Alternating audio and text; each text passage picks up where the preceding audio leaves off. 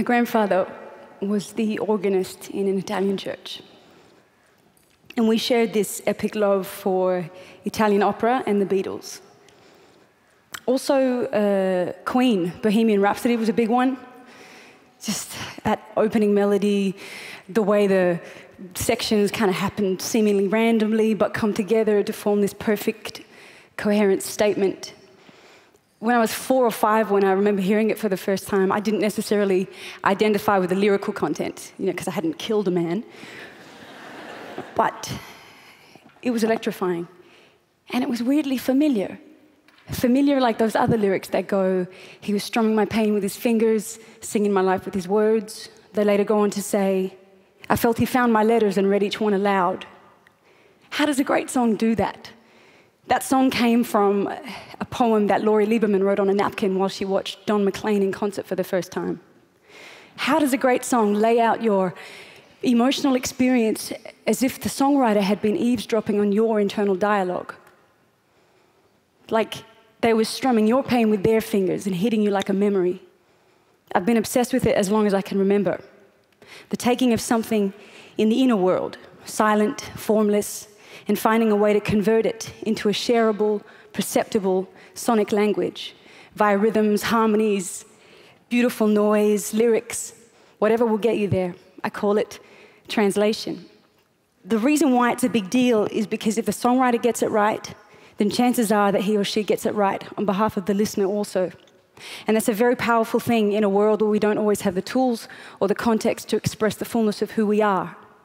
Music has this unparalleled ability to take all of one's pain, pull it into a single frame, and invite us to relive it with all of the joy of experience and none of the suffering. Like a wind turbine converts the wind's kinetic energy into electrical power, the songwriter has an ability to convert the emotional experience, the human experience, however transitory, and convert it into redeeming beauty long after the pain is past. We have some machines over here, just let me get up. This one here, if we can get a little bit of sound on there. This is D minor. A great mind once said that it was the saddest of all keys. I don't know why, but it makes people weep instantly. You can do amazing things with D minor. But the thing about D minor is that it's not sadness itself. It doesn't create the sadness. The thing is that we carry the sadness already. It's that D minor seems to be a harmonic match for a particular kind of sadness. I've spent my entire life trying to accurately convert the human experience into sound. And for that conversion, we either need to find or build a sonic vocabulary. When I was a kid, I drove my very, very patient family insane.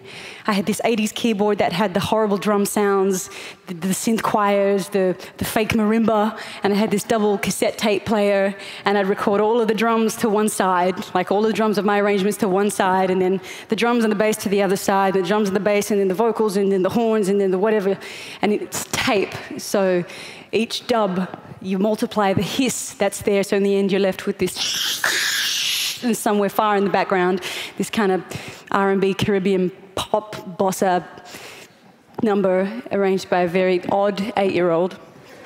I loved how the parts interweaved. I loved how within a chord, a single note can have the final word on the way you're caused to feel, or at least which part of your emotional experience it matches up to. In songwriting, just like in language, in order to express a feeling, you absolutely have to capture and seize the thought, the experience, the memory, the feeling inside the mind, and be able to understand it. But in language, we're often using ready-made templates, reaching for the nearest possible word, and then adjusting our thoughts accordingly.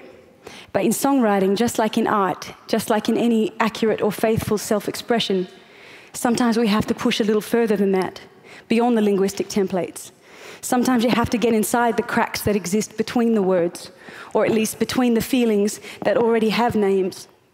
And you have to kind of blindly and bravely feel your way around that very non-illuminated space until you stumble across the light switch in the hope that none of the monsters are real.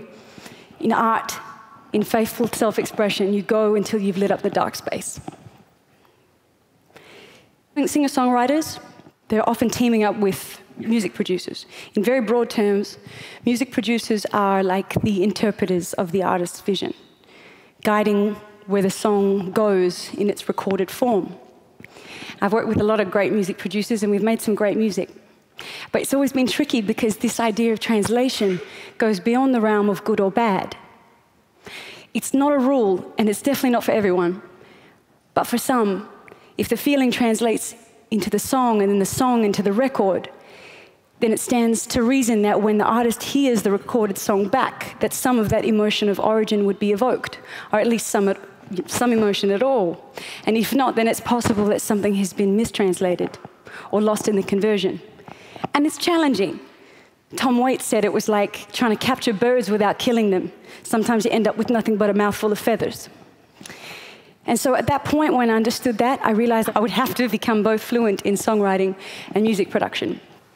My current live show is centered around these dazzling machines, which make for a very interesting futuristic style conversation to have with my Italian nonna. He's like, I don't understand why you not play with the human musicians, you know. Human musicians. I do love human musicians, and I've played with real live human ones my entire life, but in the production process, I've only ever accessed that sacred state of flow in solitude. You know, that state from which the really true stuff comes, and that's the only stuff that I kind of feel at this point in my life is worthy of sharing. Solo and surrounded by machines, I can kind of pretend that I'm unwatched, unjudged, safe and free. And so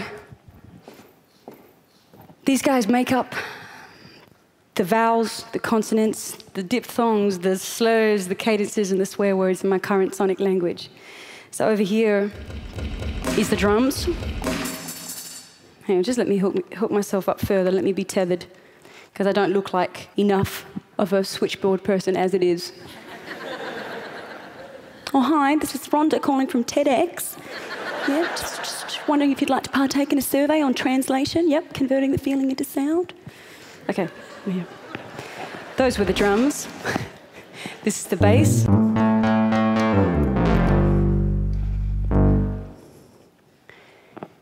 Here we have a kind of analog synth.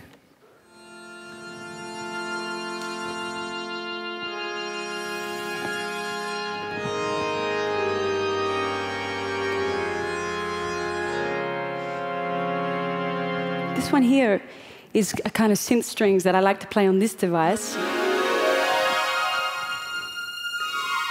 that I've asked the machine to be limited to a certain musical scale that's F, Phrygian. I could also play it over here,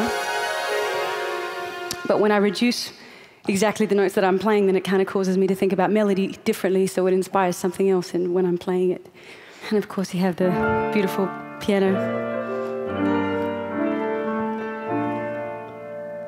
You got this arpeggio kind of vibe.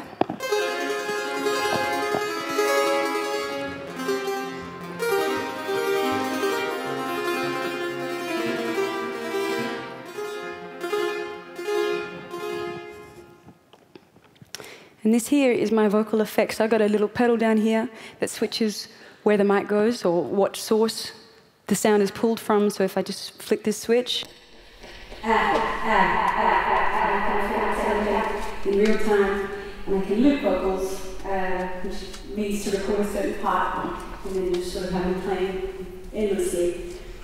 So the way it happens up here is that I construct songs, I build them layer by layer, instrument by instrument. They stack upon one another, and each of the instruments is attributed to each of these faders. So I can manipulate, you know, this myriad of buttons and controls that I've asked previously to do certain things, so I can manipulate each one individually or the track as a whole. If I'm not looping something live, then it's because either there's something that I don't want you to hear until I feel like it's time to come in, you know. I don't want to spoil the reveal, or if I want the part to change all throughout the tune, or if there's something sort of in the setup that makes me get into a certain mental space to kind of get me in the zone. These guys are like my pet wolves, in that it's technology, and technology is fickle. And they often sabotage me. But it's the price that I'm willing to pay for this feeling as close to the source as electronically, technologically, humanly possible right now, for as little as possible to be lost in the conversion, for the essence of who we are to not be lost in translation.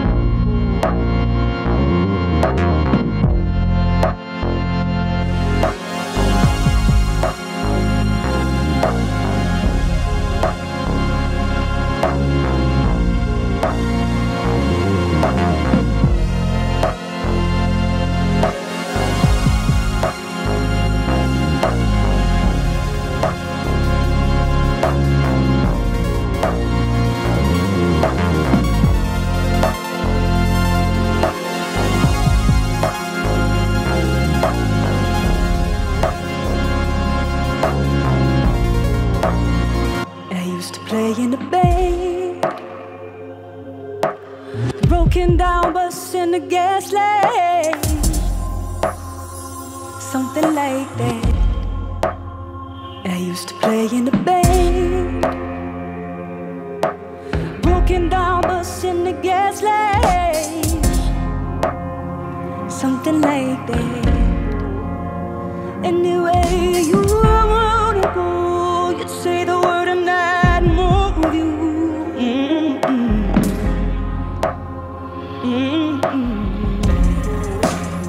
Anyway you wanna go, you'd say the word and I'd move with you.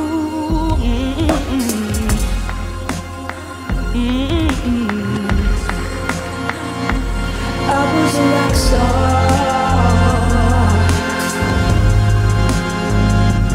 I was a rock star. I never had a fast car, but I was a rock star. I used to play in the bay, 99 drinks and a mic stand, something like that. Don't think you can understand. You gave it all up for a good woman. Play the hi-hat. Anyway you wanna go, you say the word and I'd move with you.